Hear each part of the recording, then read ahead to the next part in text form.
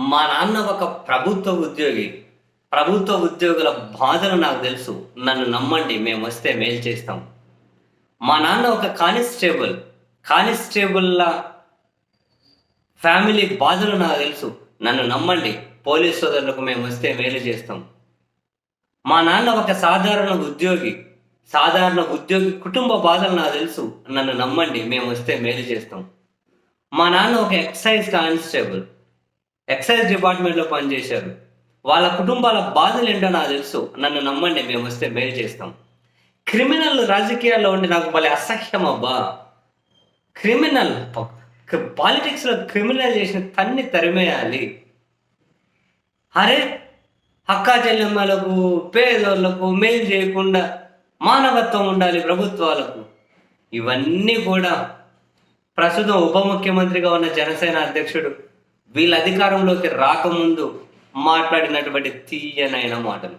Scene cut చేస్తే వాళ్ళ party వాళ్ళు,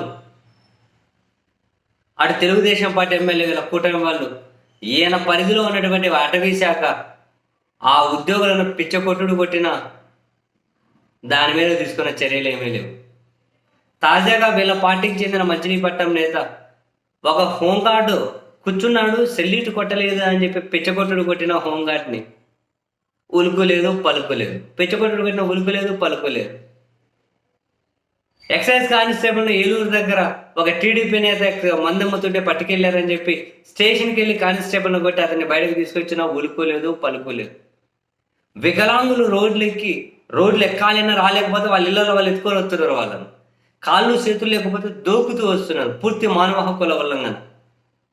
ఇంత జరుగుతూ ఉంటే ఉలుకు లేదు పలుకు లేదు. వీయన పరిధిలోకి వచ్చే పంచాయతీరాజ్ అధికారిని, జిల్లా అధికారిని తాడిపత్రికి చెందిన ఒక టీడీపీ నేత బూతులు తిడుతుంటే రా కొడకని ఆఫీస్కి వచ్చి దంతా అని చెబుతూ ఉంటే ఉలుకు లేదు పలుకు లేదు. నేను అనేది ఏంటంటే ఈయన మాట్లాడే మాటలకు ఈయన చేతలకు సంబంధం ఉండదని, ఏ మాత్రము అవగాహన లేకుండా రాజకీయాలు చేస్తూ ఉన్నారు అని, ఈయనకు ఒక దశ దిశ అనేది ఏమీ లేదు అని. సో ఆ సినిమానో కులమో ఏదో కాసింత గుంపు నన్ను నేను ఎటు వెళ్తే అటు వెళ్తారు, ఆ గుంపుని అడ్డు పెట్టుకొని మనం అధికారాన్నో లేకపోతే రాష్ట్రంలో మనం పెద్ద లీడర్గా చలామణి అవ్వచ్చు అని చెప్పి మాత్రమే ఆయన తాపత్రయం. ఈ విషయం అర్థమైన వాళ్ళకి ఇప్పుడు మనం మాట్లాడుకున్న అవన్నీ అవసరం లేదు.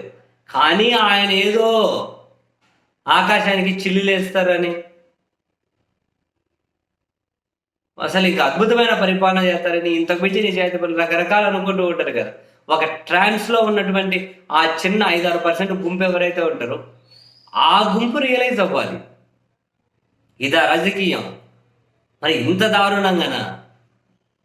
ఏషాలు మార్చడం, జెండాలు మార్చడం, ఎజెండాలు మార్చడం, ఇవన్నీ ఒక ఎత్తు అయితే రాష్ట్రంలో ఇన్ని జరుగుతూ ఉంటే, ఇంతమంది రోడ్లు ఎక్కుతూ ఉంటే, ఇంతమంది మీద దాడులు జరుగుతూ ఉంటే, ఇన్ని అరాచకాలు పెట్టిపోతూ ఉంటే నోరు తెలిసి ఒక్క దాని మీదైనా మాట్లాడిన పాపన పోలే ఆయన. ఇటువంటి లీడర్షిప్లా రాష్ట్రాలకైనా దేశాలకైనా కావాల్సింది?